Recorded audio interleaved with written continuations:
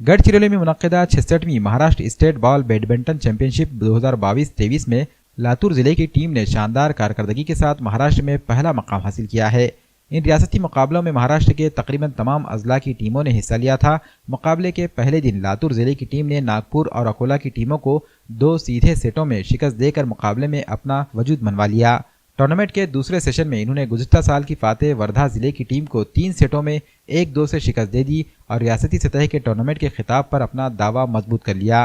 Final match में लातूर जिले की टीम ने पुणे मेट्रोपॉलिटन टीम को 2 सीधे सेटों में 38-39 और 22-35 से हराकर रियासत में पहला मकाम हासिल कर लिया और गोल्ड मेडल अपने नाम किया।